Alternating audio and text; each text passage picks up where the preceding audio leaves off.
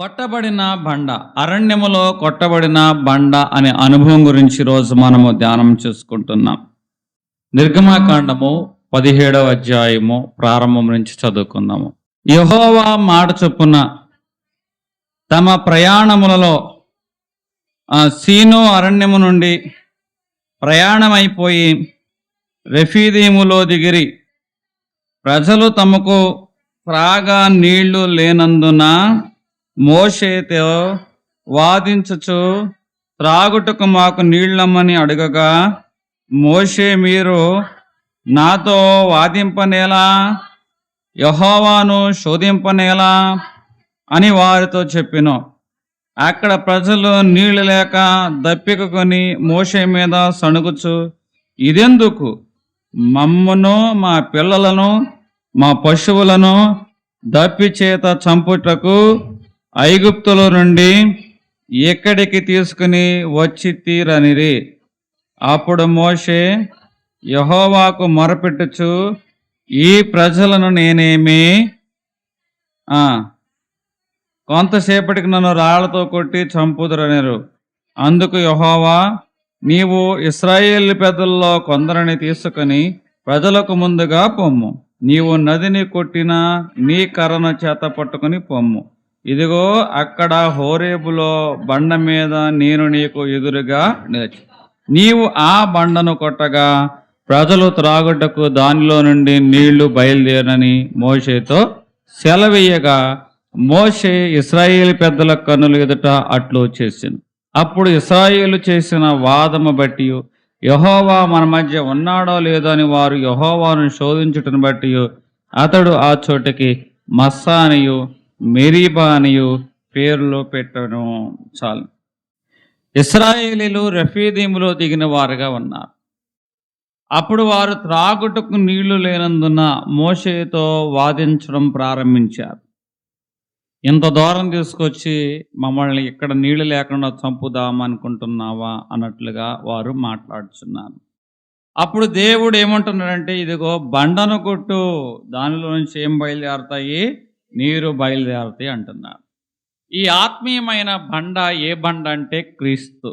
1 కొరింథీ రాసిన పత్రిక 10వ అధ్యాయము 4వ వచనంలో చూసుకున్నట్లయితే, అందరూ ఆత్మ సంబంధమైన బండలోని తాగిరి, ఒకే పానమును చేసిరి. ఏలయనగా మమ్మల్ని వెంబడించిన ఆత్మ సంబంధమైన బండలోని త్రాగిరి, ఆ బండ క్రీస్తే. అరణ్యములో ఇశ్రాయేలు ఎదుర్కొన్న అతిపెద్ద సమస్య ఏమిటంటే దాహం. ఎడారి వేడి వారికి అలసటను, భయాన్ని, నిరాశను ఇవన్నీ కూడా వారికి కలిగించింది. అలా కలిగించుటను బట్టి వారి యొక్క విశ్వాసం అనేది కదిలించబడింది. ఎప్పుడైతే వారి విశ్వాసం కదిలించబడిందో, ఇంత దూరం మమ్మల్ని నడిపించి ఈ అరణ్యంలో నీళ్లు లేకోకుండా చనిపోవటాకని అవిశ్వాసపు మాటలు మాట్లాడారు. సాధారణంగా బండ అంటే కఠినమైనది, బండ అంటే బలమైనది, స్థిరత్వం కలిగినది, కదలనది. ఇక్కడ ఈ బండ వంటి అనుభవాలలో నుంచి దేవుడు ఏం తీసుకొచ్చాడు? నీటిని తీసుకువచ్చిన వాడుగా ఉన్నాడు. అంటే ఇక్కడ యేసుక్రీస్తు ప్రభువారి గురించినే మాట్లాడదలుచుకున్నా. బండ అంటే కదలనిది, స్థిరత్వం కలిగినది, బలమైనది. ఈ లోకంలో మనుషులు మారిపోతారు, దగ్గర ఉన్నవారు దూరం అయిపోతారు, అందం కరిగిపోతుంది, ఆరోగ్యం ఏమైపోతుంది? పాడైపోతుంది, శరీరము బలహీనమైపోతుంది. అంటే ప్రతిదీ కూడా మారిపోయే అనుభవమే కనబడుతుంది. కానీ దేవుడు నిన్న నేడు నిరంతరము ఏకరీతి అయిన వాడు. భూమి ఆకాశాలు గతించిపోతాయి కానీ ఆయన మాటలు ఎన్నడూ కూడా గతించు. మార్పు లేనివాడు ఆయన. ఎవరటండి? మార్పు లేనివాడు. ఇక్కడ అరణ్యములో బండ బలమైనది, కఠినమైనది, మార్పు లేనిది. అట్లాగే ఈ ఆత్మ సంబంధమైన బండ కూడా పరిస్థితులు మారినా, మనుషులు మారినా, కాలం మారినా కూడా మార్పు లేనివాడుగా ఉన్నాడు. ఈరోజు దేవుడు సూటిగా నీతోనే మాట్లాడుచున్నవాడుగా ఉన్నాడు. ఆ రోజు అరణ్యములో కొట్టబడిన బండ నుంచి నీరు ఏ విధంగా అయితే వచ్చిందో క్రీస్తనే బండను వారు కొట్టిన వారుగా ఉన్నారు. ఇక్కడ బండ ఏమని చెప్తున్నాడండి? బండ. బండ ఏమిటి? మనకి ఆశ్రయము. బండ మనకేమిటి? ఆశ్రయముగా కనబడుచు ఉన్నది. ఈరోజు దేవుడు సూటిగా నీతోనే మాట్లాడుచున్న వాడుగా ఉన్నాడు. ఈ బండ ఏ విధంగా ఆశ్రయంగా ఉంది? అరణ్యములో ఉన్న వారికేమో నీరునిచ్చింది. కానీ ఇక్కడ ఉన్న ఈ బండ అలిసిన వారి గురించి మాట్లాడుతుంది, విరిగిపోయిన హృదయాల గురించి మాట్లాడుతుంది, భయపడుచున్న వారి గురించి మాట్లాడుతుంది. ఈ క్రీస్తనే బండ అలిసిన హృదయాలకి సేద తీర్చేదిగా ఉంటుంది, విరిగిన మనసులను తిరిగి కట్టేదిగా ఉంటుంది. భయపడే మనుషులకు ఈ బండ ఏమిస్తుందంటే ధైర్యం అనేది ఇస్తుంది. కీర్తనలు 18వ అధ్యాయము 2వ వచనములో ఆయన ఏమంటాడు? యెహోవా నా శైలము, నా దుర్గము, నా కోట అని అంటున్నవాడుగా ఉన్నాడు. అంటే ఇక్కడ దేవుడు ఏమన్నాడు? మన శైలము, మన దుర్గము, మన కోట. అంటే ఇవన్నీ కూడా మనకి రక్షణాధారమైనవే, ఆశ్రయ దుర్గమైనవే, కాపుదల కలిగించేవే. బండ ఇక్కడ విరిగిన హృదయము కలిగిన వారు, భయపడుచున్నవారు, అలిసిన మనుషుల గురించి ఈ బండ ఏం చేస్తుందంటే మాట్లాడుచు ఉన్నది.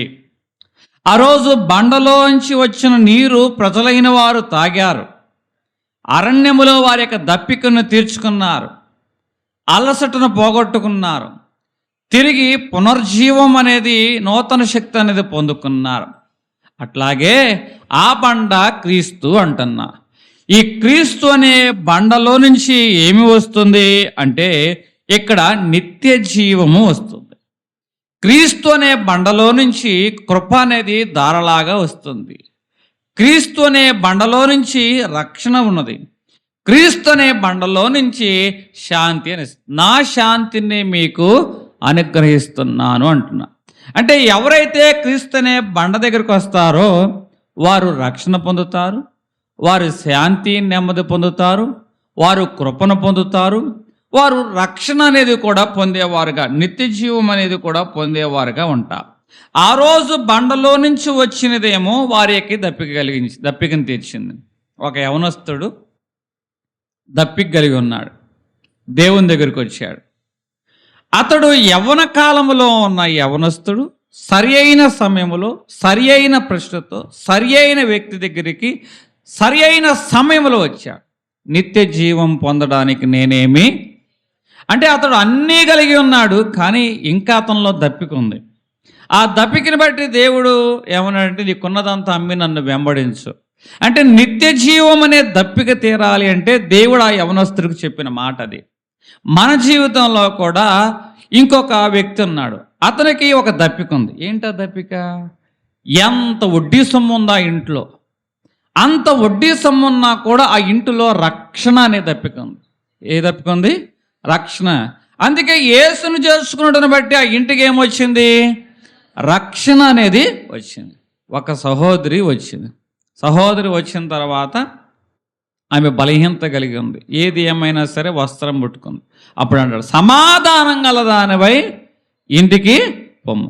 అంటే దేవుడు ఒకరి జీవితంలోనేమో నిత్య జీవము అనేది దప్పికగా ఉంది, ఒకరి జీవితంలో రక్షణ అనేది దప్పికగా ఉంది, ఒకరి జీవితంలో సమాధానం అనేది దప్పికగా కనబడుచు ఉన్నది. ఈరోజు నీ జీవితంలో ఏ దప్పిక ఉన్నదో నాకు తెలియదు, కానీ ఆ రోజు ఇశ్రాయేలు ప్రజల నిమిత్తము దేవుడు ఏం చేశాడంటే బండను కొట్టి అందులోంచి మధురమైన జలం తీసుకొచ్చాడు. అట్లాగే క్రీస్తు అనే బండ మనకేమిస్తుందంటే నిత్య జీవం ఇస్తున్నాడు, కృపణిస్తున్నాడు, రక్షణ ఇస్తున్నవాడుగా ఉన్నవాడుగా ఉన్నాడు, శాంతి అనేది ఇచ్చేవాడుగా ఉంటున్నవాడుగా ఉన్నాడు. విశ్వాసంతో వచ్చిన వారు ఎవరైనా సరే ఆయనలో ఉన్న జీవాన్ని కనుగొనేవారుగా, ఆ జీవాన్ని పొందుకునేవారుగా ఉంటారు. ఇక్కడ దాహము అంటే ఏమిటి? దాహం అంటే ఎంతో సంపాదిస్తారు, సంపాదించిన వారిలో ఏముండదంటే తృప్తి ఉండదు. 10 మంది మధ్య ఉంటారు, అయినా వారు ఒంటరిగానే ఉంటారు. 10 మంది మధ్య ఉన్నా కూడా ఒంటరిగానే ఉంటారు. పైకి నవ్వుతారు, కానీ మనస్సులో ఏముందంటే వేదన అనేది ఉంది. అంటే ఎన్నో విజయాలు వారు సాధిస్తున్నారు, కానీ శాంతి కానీ సంతృప్తి కానీ వారు లేనివారుగా ఉంటున్నారు. ఇక్కడ దాహాన్ని గురించి మాట్లాడుచున్నాను.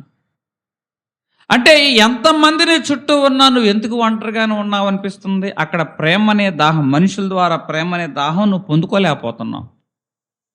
ఎన్నో విజయాలు పొందుకుంటున్నావు, కానీ నీలో శాంతి అనేది దొరకడంలా. ఈరోజు ఒకదాని తర్వాత ఎన్నో యుద్ధాలు గెలుస్తున్నాడు, అయినా సరే ఇదిగో వారిని జయించలేదు. వారి ద్వారా ఏ అపాయం వస్తుందో, ఇంకా జయించవలసిన వారున్నారు, వారి ద్వారా ఏ అపాయం వస్తుందో అని నెమ్మది లేకోకుండా నువ్వు బ్రతుకుచున్నవాడకు. ఇది దాహాన్ని గురించి చెబుతున్న మాట. ఈరోజు సంపాదిస్తున్నా కూడా ఏమి లేదంటే తృప్తి అనేది లేదు. ఈరోజు ఈ లోపాన్ని ఎవ్వరూ నింపలేదు, ఈ లోపాన్ని ఎవ్వరూ భర్తీ చేయరు. ఈ లోకంలో నువ్వెంత కలిగి ఉన్నా, కానీ క్రీస్తు అనే బండ దగ్గరికి వచ్చిన వారు మాత్రమే వారి దప్పికను తీర్చుకునే వారుగా ఉంటారు. హల్లెలూయా. ఈరోజు ఎందుకు దేవుడు అరణ్యములో బండను కొట్టినప్పుడు నీటిని ఇచ్చి వారి దప్పికను తీర్చాడు? అది దేనికి సాదృశ్యంగా ఉంది అంటే మన బలహీనత అరణ్యములో కనపడుతుంది. ఈ బలహీనతలో మన బలానికి మించిన పనులు దేవుడే చేయాలి అని మనుషులైన వారు తెలుసుకోవాలని దేవుడు మన బలహీనతలో అక్కడ అరణ్యములు ఏం కొట్టాడు తెలుసా? బండను కొట్టాడు. ఇక్కడ వారి జీవితాలు ఎలాగున్నాయంటే, ఇంత దూరం వచ్చాం, నీరు లేక దప్పిక చేత, అంటే మన బతుకులు ఖాళీ అయిపోయాయి అనిపిస్తుంది. అంటే బతుకులు ఖాళీ అయిపోయిన అనుభవాలు దేవుడు ఏ విధంగా సమృద్ధి కలగజేయగలుగుతాడు అని అరణ్యములో దేవుడు ఏం చేస్తున్నాడంటే బండను కొడుతున్నాడు. అంటే వారి జీవితంలో నిజమైన దాహం ఉంది. నిజమైన దాహము ఉన్నప్పుడే క్రీస్తు యొక్క విలువ ఏమిటో అర్థమవుతుంది. దేవుడు ఎందుకు బండను కొట్టాడు? ఆయన విలువ నువ్వు గుర్తించడానికి. నిజమైన సమృద్ధి ఆయన ద్వారా మాత్రమే నువ్వు పొందుకుంటావని, నిజమైన దేవుని యొక్క శక్తి ఏమిటో నీవు తెలుసుకుంటావని దేవుడు ఈ బండని జీవితంలో అనుమతించాడు. ఒకసారి మన జీవితంలో కూడా ఎందుకో అనిశ్చితమైన అనుభవాలు కుటుంబాలు ఉంటాయి. ఐశ్వర్యమే కొదువు లేదు, కుటుంబంలో కలత ఏమి లేదు, అయినని ఎందుకో నెమ్మది లేదు, సమాధానము కొదువైనది. అప్పుడు దేవుణ్ణి ఆధారం చేసుకున్న బ్రతుకులు ఉంటాయి, దేవుని ఆధారం చేసుకున్న కుటుంబాలు ఉంటాయి. ఆ కుటుంబాలు మాత్రమే దప్పికను తీర్చుకునేవారుగా ఉంటాయి. ఒక సహోదరుడు చాలా ప్రయత్నాలు, ప్రతి ప్రయత్నంలోనూ విఫలము, ప్రతి విఫలం వెనకమాల మనుషుల మాటల బాణాలు ఏమిటో. ప్రతి ప్రయత్నానికి అతడు విఫలమైన దానికంటే మనుషుల ద్వారా వచ్చే మాటల గాయాలు ఎక్కువ కనపడుతున్నాయి. ఈరోజు ఏ వ్యక్తి కూడా ఓడిపోయినందుకు భయపడ్డాడు,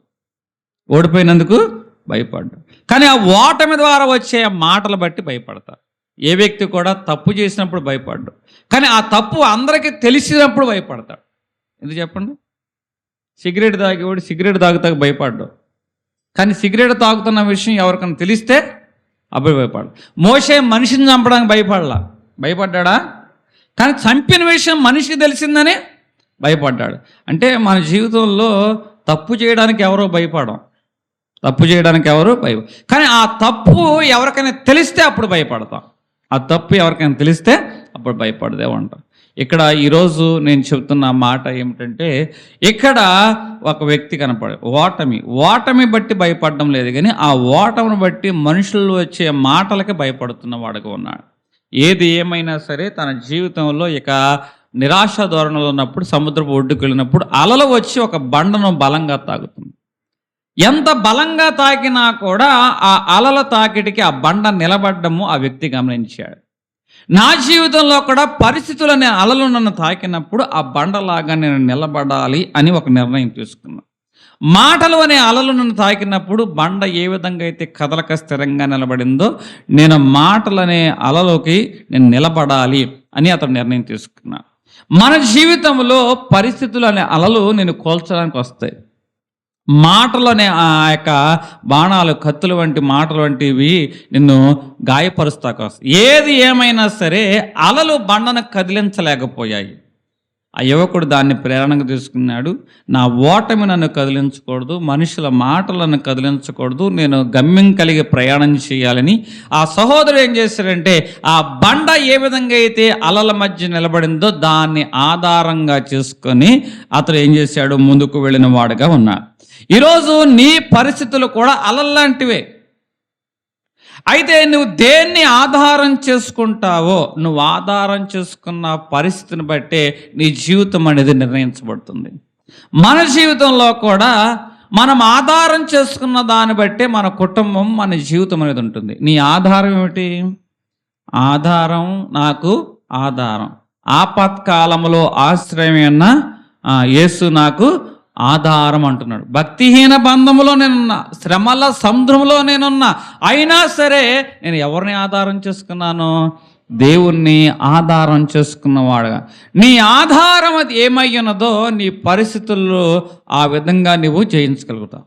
నువ్వు నిలబడ్డావంటే నువ్వు చేసుకున్న ఆధారం బట్టే ఉంటుంది. ఈరోజు మన ఆధారము ధనం మీద, ఆ యొక్క పదం మీద, బలం మీద, శక్తి మీద, ఆరోగ్యం మీద, ఆర్థిక మీద మనం ఆధారం చేసుకుంటున్నావేమో. క్రీస్తు అనే బండను ఎవరైతే ఆధారం చేసుకుంటారో వారు మాత్రమే పరిస్థితులను జయించగలిగే వారుగా ఉంటారు. హల్లెలూయా.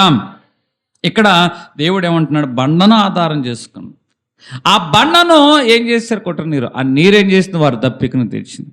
అందుకే దేవుడు ఏమంటున్నాడు? ప్రయాసపడి భారము మోయిచున్న సమస్త జనులారా మీరు నా యొద్దకు రండి. అంటే బండలోని తాగినప్పుడు వారికి ఏమొచ్చింది? దప్పిక తీర్చు.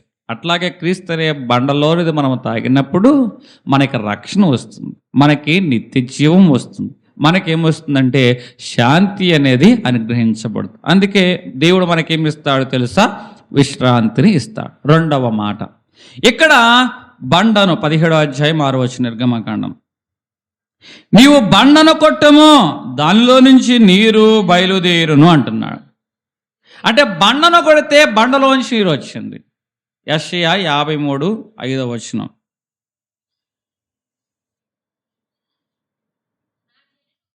నా జనులు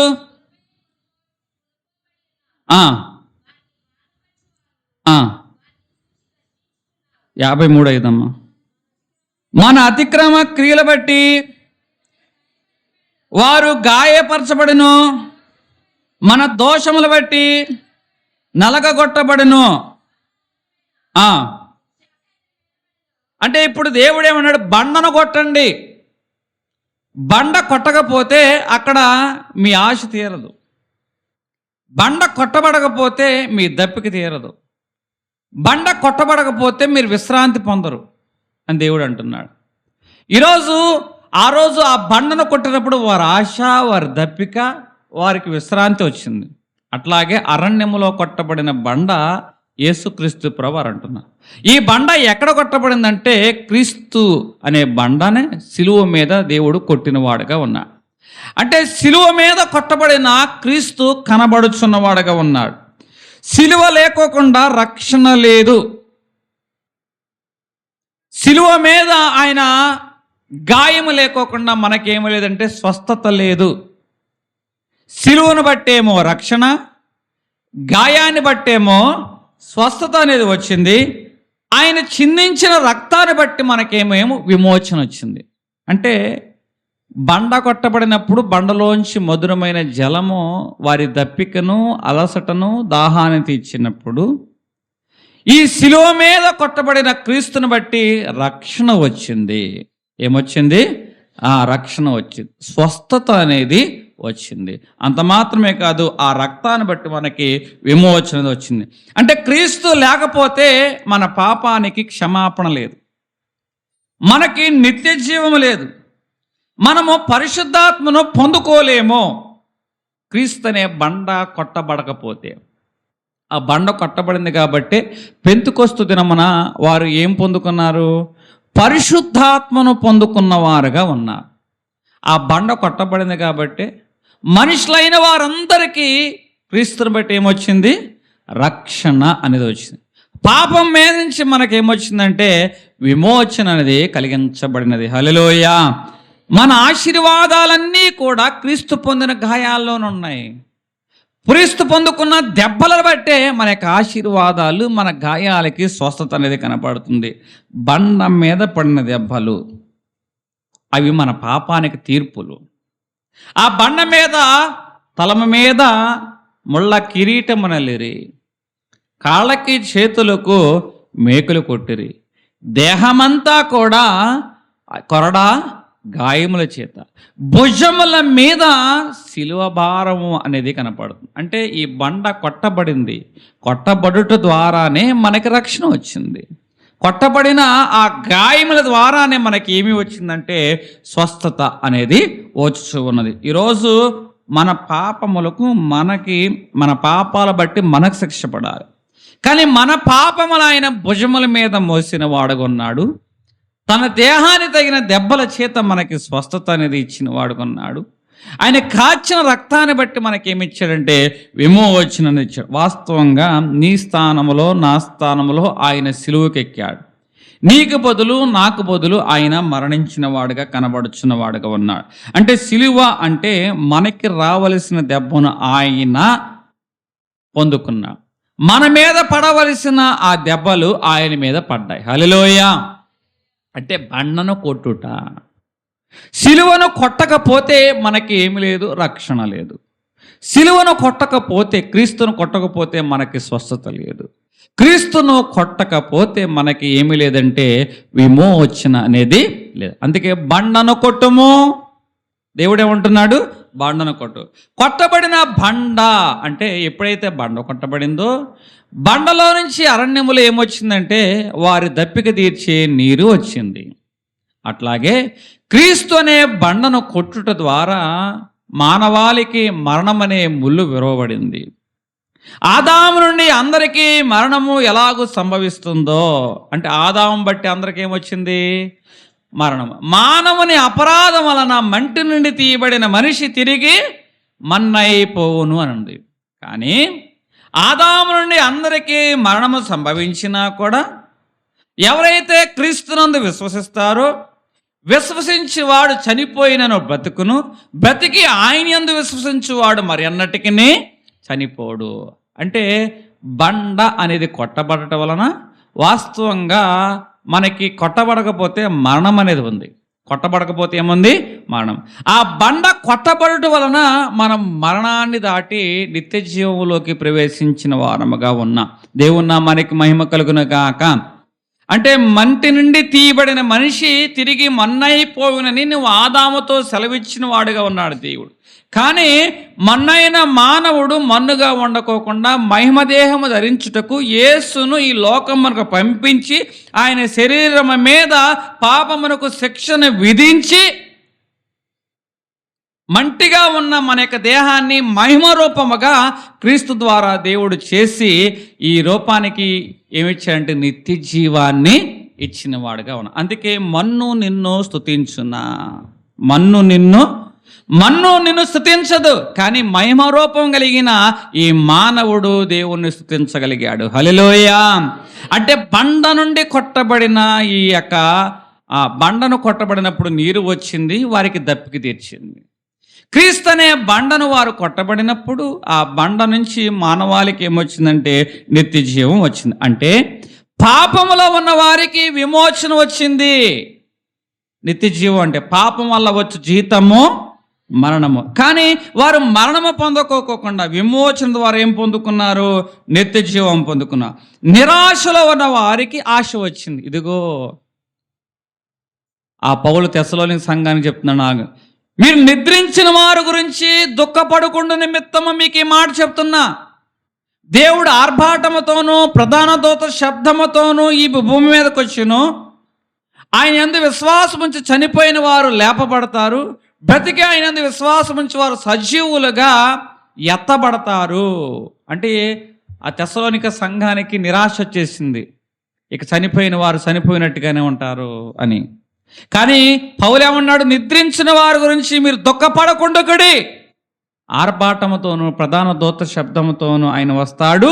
ఆయన శబ్దం విని వారు మృతుల్లోంచి లెగుస్తారు, బ్రతికి ఆయన విశ్వాసం సజీవంగానే లేపబడతారు, అందరూ కలిసి ఆయన్ని ఆరాధిస్తారు. నిరాశలో ఉన్న వారికి ఏమొచ్చింది, ఈ మాటను బట్టి ఆశని. అంటే ఈ బండ కొట్టబట్టను బట్టే కదా, మరణం అనే ముళ్ళను దేవుడు విరచడం బట్టే కదా మనకి ఏమి వచ్చింది. వాస్తవంగా మంటి నుండి తీయబడిన మనిషికి మన్నైపోవాలి, అతనికి పాపం వల్ల వచ్చే జీతము మరణం రావాలి. కానీ ఆయన యందు విశ్వాసం ఉంచు వారందరూ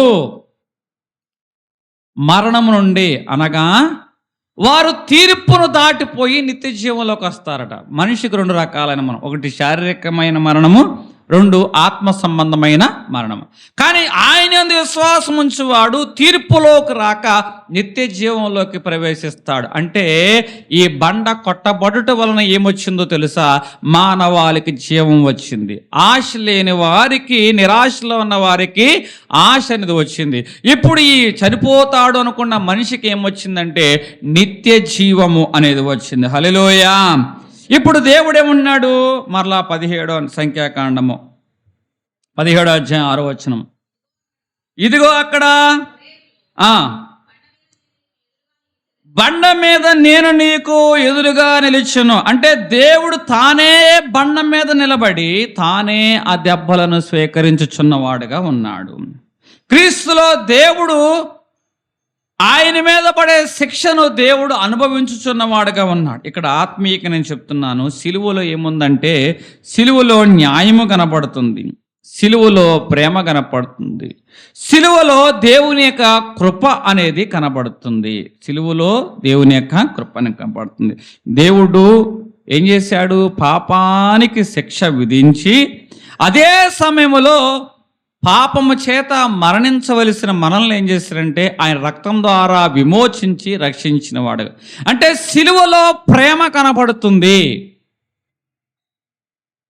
నేను ఆ బండ దగ్గర ఉంటాను అంటే, ఎందుకయ్యా బండ దగ్గర ఉన్నావు నువ్వు అంటే, మనము పాపము చేత నశించుకోకుండా ఉన్న నిమిత్తము ప్రేమించిన దేవుడు మనం పాపంలోనే నశించుకోకుండా ఉండాలని ఆయన మనల్ని ఏం చేస్తున్నాడంటే ప్రేమించి విమోచిస్తున్నాడు, స్వస్థపరుస్తున్నాడు, నిత్య జీవం అనేది ఇచ్చేవాడుగా ఉంటున్నాడు. ఇంకా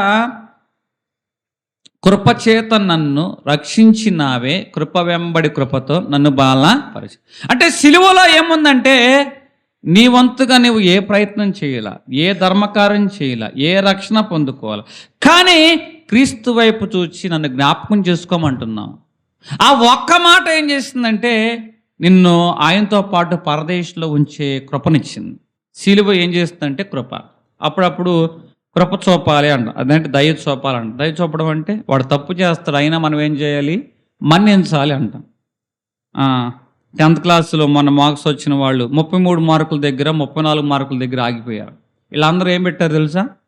రీవాల్యుయేషన్ పెట్టారు. ఏం పెట్టారు? రీవాల్యుయేషన్. వాళ్ళ ఆశ ఏంటో తెలుసా? 33, 34 కదా, ఖచ్చితంగా వాళ్ళు ఏదో ఒకటి మంచి మనసు చూసుకుని ఆ 2 మార్కులు వేసి పాస్ చేసేస్తారులే అని అన్నట్టుగానే వాళ్ళు ఏమయ్యారు? 33, 34 వచ్చిన వాళ్ళందరికీ 2 రావాల్సిన 2 వేసారు, 1 రావాల్సిన వాళ్ళకి 1 వేసి 35 వేసి పాస్ అన్నారు. దీన్ని ఏమంటారంటే గ్రేస్ మార్క్స్ అంటారు. దీన్ని ఏమంటారు? గ్రేస్ అంటే కృప. కృప కృప ఏం చేస్తుందంటే అర్హత లేకపోయినా అర్హుడిగా చేస్తుంది. కృప ఏం చేస్తుంది? అర్హత లేకపోయినా. అందుకే సిలువ దగ్గర ఏముందంటే కృప ఉన్నది, సిలువ దగ్గర ఏముందంటే ప్రేమ ఉన్నది, సిలువ దగ్గర ఏముందంటే క్షమాపణ అనేది కనపడుతుంది. సిలువ దగ్గర ఏం కనపడుతుంది? క్షమ. ఇప్పుడు ఈ బండను దేవుడు ఏమన్నాడు? ఒకసారి ఆ బండను కొట్టు అంటే దేవుడు ఆ మనుషుల యొక్క దప్పికని తీర్చడానికి బండను ఒక్కసారి కొట్టమంటున్నాడు. ఒక్కసారి కొడితే చాలటండి, ఆ మనుషులకు కావలసిన దప్పికలు దేవుడు తీరుస్తానంటున్నాడు. అట్లాగే మానవుల నిమిత్తము దేవుడు ఒక్కసారే ఆయన మరణించిన వాడుగా ఉన్నాడు, ఒక్కసారే బలి అయిన వాడుగా ఉన్నాడు. ఇంకా కొత్తగా మనం బలి అవసరంలా. కొత్తగా మనం అంతకుముందు మేకలు, ఆవులు, పక్షులు ఓపిక తగ్గట్టు శక్తి తగ్గట్టుగా బలి ఇచ్చేవాడు. సంవత్సరం బలి ఇచ్చేవారు. సంవత్సరం ఏం చేసేవాళ్ళు? బలి తీసుకోవచ్చు. కానీ దేవుడు ఒక్కసారే అందరి నిమిత్తం ఏమయ్యాడు? బలి. హెబ్రీ రాసిన పత్రిక 9వ అధ్యాయము 28వ వచనము, అలాగనే క్రీస్తు కూడా అనేకుల పాపములు భరించుటకు ఒక్కసారే అర్పించబడి తన కొరకు కనిపెట్టుకొని ఉండి వారిని రక్షణ నిమిత్తము పాపము లేకుండా రెండవసారి అంటే ఒక్కసారి మన నిమిత్తం ఏం చేశాడంటండి, బలి అయిన వాడుకున్నాం. కాబట్టి ఇక మనం బలి అర్పించాల్సిన అవసరంలా. ఆయన మనందరి నిమిత్తం ఒకసారి బండను ఒక్కసారి కొట్టమని, అట్లాగే అరణ్యములో బండను ఒక్కసారి కొట్టినగా క్రీస్తు ఒక్కసారి మన నిమిత్తం ఏమయ్యాడో తెలుసా, కొట్టబడిన వాడిగా కనపడుతున్నాడు. ఎందుకు ఈ కొట్టబడము? బైబిల్ గ్రంథంలో మీరు ఎవరి జీవితాలు చూసుకున్నా కూడా వారు కొట్టబడ్డారు. కొట్టబడిన తర్వాతనే వారు మహిమార్థంగా నిలబడిన వారు. పేతురు విరవబడ్డాడు. విరవబడిన తర్వాతనే అపోస్తులుగా మారబడ్డాడు. దావీదు కూడా కొన్ని అనుభవాల్లో నలగొట్టబడ్డాడు. నలగొట్టబడిన తర్వాతనే దేవునికి హృదయానుసారుడుగా మార్చబడ్డాడు. యేసేపు ఎన్నో బాధలు, ఆ బాధల అనుభవాల తర్వాతనే దేవుడు అతను ఏం చేశాడు తెలుసా, సింహాసనం మీద కూర్చోబెట్టాడు. అంటే కొట్టబడుట అనేది ఎప్పుడు కూడా మనల్ని ఉన్న స్థానంలోంచి మరొక స్థానంలోకి ప్రమోషన్ కొరకే. దేవుని నామానికి మహిమ కలుగును గాక. హల్లెలూయా. ఒకసారి మన జీవితంలో ఏమొస్తాయి అంటే తుఫాన్లు వస్తాయి. తుఫాన్లు వచ్చినప్పుడు అవి మనల్ని కోల్చడానికి కాదు, అవి మనల్ని మరింతగా బలంగా నిలబెట్టారు. ఒక చెట్టు మీద గాలి వచ్చింది. గాలి వచ్చినప్పుడు చెట్టు కూలిపోయినట్టు అనిపించింది. కానీ ఆ కూలిపోయిన ఆ చెట్టు ఏం చేస్తుంటే కాలం పెరిగే కొద్దిగా లోతైన వేరును భూమిలో పంచుకుంటుంది. అలా లోతైన వేరు పెరిగి వంగిపోయిన ఆ చెట్టు కాస్త మరలా నిలబడడం ప్రారంభించింది. ఎప్పుడైతే లోతైన వేరు భూమిలో పోసుకుందో చెట్టు మరలా నిలబడిందో, ఈసారి మరలా అంతకంటే బలమైన తుఫాను వచ్చింది. కానీ లోతైన వేరేం చేసింది, ఆ చెట్టు ఈసారి పడిపోకోకుండా తుఫాన్ని గాలి తట్టుకుని నిలబడేలా చేసింది. అంటే మన జీవితంలోకి వచ్చే కొన్ని తుఫాన్లు అవి మనల్ని కోల్చడానికి కాదు, అవి మనల్ని మరింత లోతుగా బలముగా నిలబెట్టడానికి. దేవుని నామానికి మహిమ కలుగును గాక. ఇప్పుడు బండను కొట్టారు. బండను కొట్టుకు ఏమైంది? 17వ అధ్యాయం నిర్గమాకాండము 6వ వచనము. హోరేబులో బండ మీద నేను నీకు ఎదురుగా నిలిచెదను, నీవు ఆ బండను కొట్టగా ప్రజలు తాగుటకు దానిలో నుంచి నీళ్లు బయలుదేరనని ఆ మోషేతో సెలవివ్వగా, మోషే ఇశ్రాయేలు పెద్దల కనులు ఎదుట అట్లు చేసాను అంటగా బండను కొట్టగా ఏమొచ్చిందంటే బండలో నుంచి నీరు వచ్చింది. నా యందు విశ్వాసం ఉంచువాడు కడుపులో నుంచి ఏం బయలుదేరనంటండి, జీవధారలు బయలుదేరును అంటున్నా. అంటే ఇక్కడ నేను చెప్తున్న మాట ఏమిటంటే బండను కొట్టాడు. అట్లాగే మనిషి యొక్క హృదయం కూడా దాహంతో నింపబడింది. ఏంటి దాహం? ఎన్నో విజయాలు ఉన్నాయి కానీ సంతృప్తి లేదు. చుట్టూ ఎంతోమంది మనుషులు ఉన్నారు, వారు ఎలా ఉన్నారంటే ఒంటరి అనే అనుభవంలో ఉన్నారు. వారు ఇంకేదో కావాలి, ఇంకేదో సాధించాలి అని అనుకుంటున్నారు. దప్పిక లేని వారుగా ఉన్నారు, అంటే దప్పిక కలిగిన వారు, తృప్తి లేని వారుగా ఉన్నారు. అందుకే దేవుడు ఆ స్త్రీకి ఏమి ఇచ్చాడంటే జీవజలం ఇచ్చాడు. బండను కొట్టక బండలోంచి ఏమొచ్చినట్టండి, జీవజలం. ఇప్పుడు ఈ కొట్టబడిన బండలో నుంచి నీరు వచ్చింది. ఈ నీరేం చేసిందంటే ఆ స్త్రీ యొక్క దప్పికని తీర్చింది.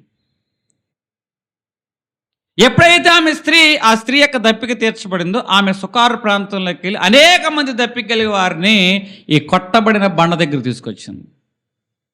ఎప్పుడైతే ఈ కొట్టబడిన బండ దగ్గర తీసుకొచ్చిందో వారు కూడా ఏం కలిగి ఉన్నారంటే దప్పికను తీర్చుకొని సంతృప్తి కలిగిన వారుగా ఉన్నారు.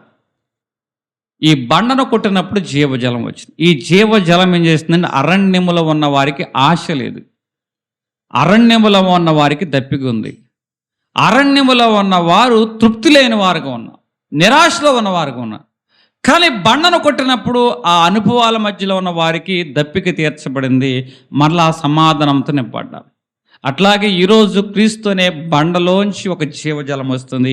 ఈ జీవజలం ఎవరైతే తాగుతారో ఆ జీవజలము తాగిన వారికి దేవుడు ఏం చేస్తాడంటే సమృద్ధి అనేది ఇస్తాడు, దప్పికను తీర్చేవాడుగా ఉంటాడు.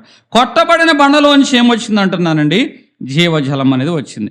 అట్లాగే ఈ జీవజలము ఎప్పుడు ఆగిపోయేది కాదు, నిరంతరము కూడా ప్రవహించేది. ఎప్పుడైతే దేవుని యొక్క బండలోంచి మనం నీరు తాగుతామో, క్రీస్తు అనే బండలోంచి తాగిన వారు మరి అన్నట్టు నేనిచ్చి జలము మీరు త్రాగండి, మరి అన్నడు మీరు దప్పిక కొనరు. అంటే క్షమించే విషయంలో వీరు దప్పిక కొనరు, ప్రేమించే విషయంలో వీరు దప్పిక కొనరు, ఓపిక కలిగి ఉండే విషయంలో, ప్రార్థించే విషయంలో, విశ్వాసం కలిగి ఉండే విషయంలో వీరు తప్పిగా, పరిస్థితులు ఎలాగున్నా కూడా వారు క్రీస్తును ఆధారం చేసుకుంటారు కాబట్టి వారి విశ్వాసంలో నిలబడతారు, ప్రార్థనలు నిలబడతారు.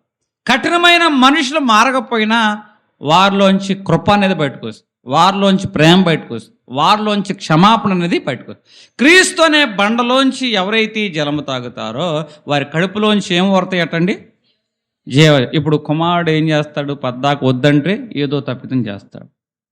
కానీ తల్లి ప్రేమ ఏం చేస్తుంది? మొన్న ఊరుకున్నా కానీ ఇప్పుడు ఊరుకుంటాను అనుకుంటున్నావా? ఇంట్లోంచి గెట్ అవుట్ అంటదా? అంటది కదా. మరలా బిడ్డ మార్పు కోసం ప్రేమ చూపెడదు, మరలా బిడ్డ మంచిగా నిలబడత, క్షమిస్తూ ఉంటుంది. అట్లాగే ఈ జీవజలము ఎవరైతే తాగుతారో ఈ జీవజలం తాగిన వారి కృప బయటకు వస్తుంది. హల్లెలూయా.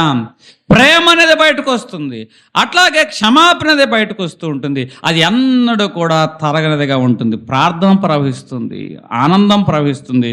నిలిచిపోయిన నీరు చెడిపోతుంది. నిలిచిపోయిన నీరు ఏమైపోతుందండి? ప్రవహించే నీరు అది ఎన్నడూ కూడా చెడు. ఎప్పుడైనా సరే నిలిచిన నీరులో కలుషితం ఉంటుంది, ప్రవహించే నీరులో ఏముండదు. అట్లాగే ప్రవహించే ప్రేమ, ప్రవహించే క్షమాపణ, ప్రవహించే కృపలో ఏముండదంటే మత్సరం ఉండదు, డాగు ఉండదు, ముడత ఉండదు, మత్సలు అనేవి కనబడవు. అట్లాగే నీ జీవితంలో దేవుడు క్షమాపణ నిరంతరం ప్రవహింపచేయునుగాక, కృపను దేవుడు నిరంతరం నీ హృదయంలోంచి ప్రవహింపచేయునుగాక. హల్లెలూయా. ఎందుకంటే మనము దప్పిక తీర్చబడిన వారుగా ఉన్నాం. ఆ సమరయ స్త్రీ దప్పిక తీర్చబడింది. ఆమె అక్కడ తాగిందా? ఆ జలాన్ని, తనలో ఉన్న జలాన్ని ఇతరులు ఒక సుకారు ప్రాంతంలోనికి పంపించింది.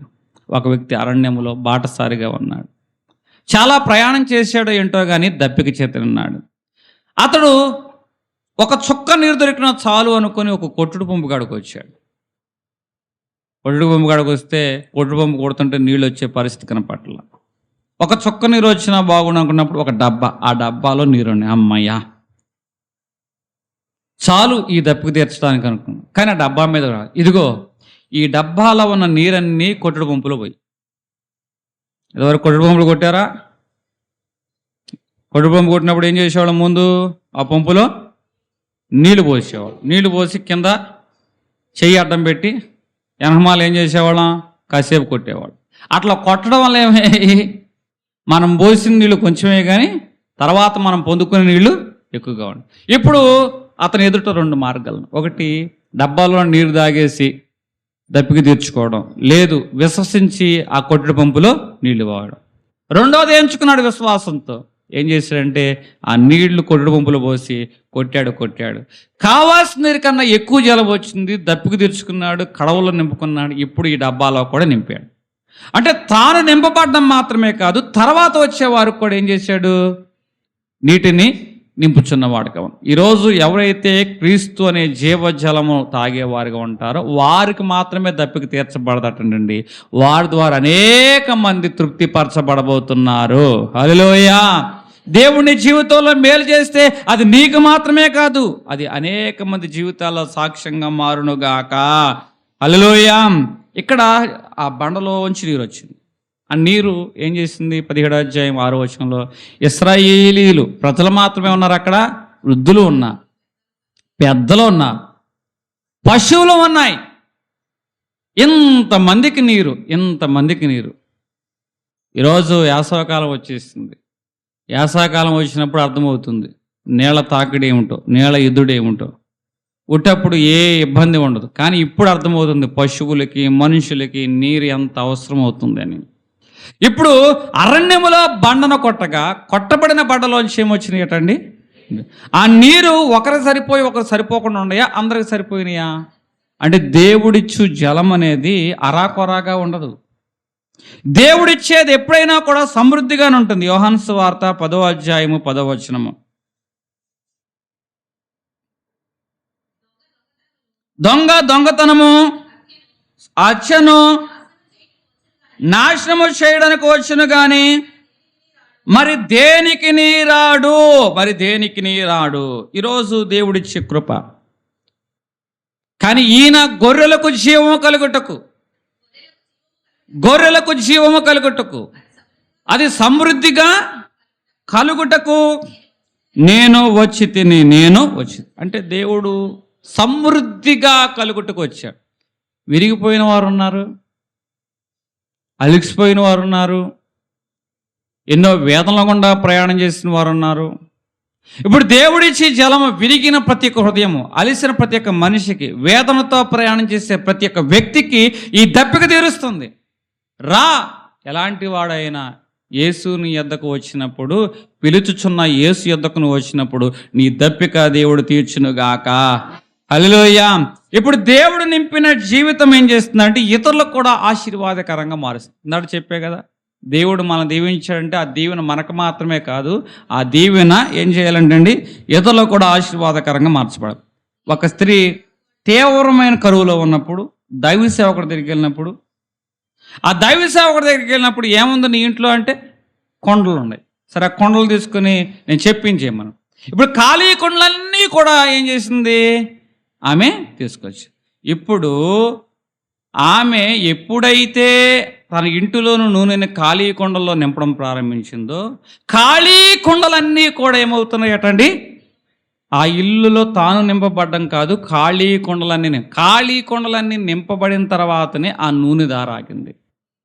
ఈరోజు నీ జీవితంలో నీవు తృప్తి పడ్డం మాత్రమే కదంటండి, నీ ద్వారా అనేక మంది ఖాళీ హృదయాలు ఆదరించబడునుగాక, నెమ్మది పొందునుగాక, అలిసిన వారు విశ్రాంతి పొందుకుందురుగాక, వారు దేవుని వైపు చూసి నిత్య జీవం పొందుకుందురుగాక. హల్లెలూయా. ఈరోజు ఖాళీగా ఉండవచ్చు, బలహీనంగా ఉండవచ్చు, భవిష్యత్తు కనకబడపోవచ్చు, కానీ అటువంటి వారందరికీ ఎదుట దేవుడు నేను ఒక ఆశగా నిలబెట్టునుగాక. హల్లెలూయా. ఎందుకంటే దేవుడు వారి జీవితంలోనే జోక్యం చేసుకున్నాడు, దేవుడు వారికే సహాయం చేశాడు. అంటే మనకు సహాయం చేయకుండా ఉంటాడా? వారి జీవితంలో మేలు చేసిన దేవుడు మనకు కూడా మేలు చేయకుండా ఉంటాడని అనేక మంది నిన్ను చూచి వారి విశ్వాసంలో బలపడుదురుగాక. అంటే దేవుడిచ్చే సమృద్ధి ఎప్పుడు ఎట్లాగుంటుంది? నిజంగా దేవుడిచ్చే సమృద్ధి మనుషులు నీలో చూసినట్లయితే,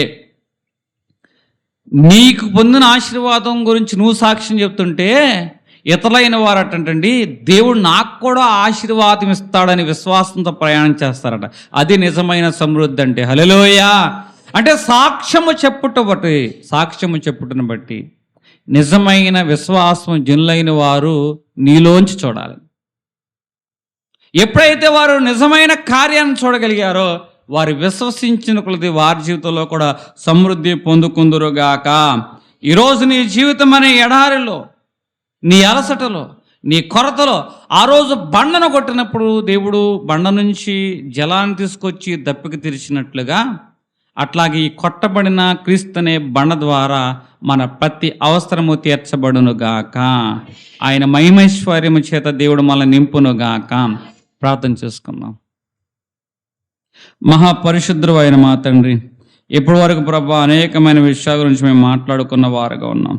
మాట్లాడుకున్న మాటలు ఏమైనా దోషముట్టు కొట్టివేసి విలువైన హృదయాలను ప్రభా మా యొక్క హృదయంలో భద్రపరచమని, ఎవరెవరు ఏ దప్పికల చేత బాధపడుతున్నారో ఆ దప్పికని అనుభవాల నుంచి ప్రభా వారి విడుదల దాయిచ్చు, వారికి ప్రభా నిత్య జీవం దాయిచ్చమని, వారి ఆశగల ప్రాణాన్ని మీరు తృప్తిపరచమని, వారున్న పరిస్థితులు నిన్ను బట్టి అధిగమించే కృప దాయిచ్చమని అతి త్వరగా రానయ్యన్న యేసు నామమున వేడుకొంచున్నాము తండ్రి.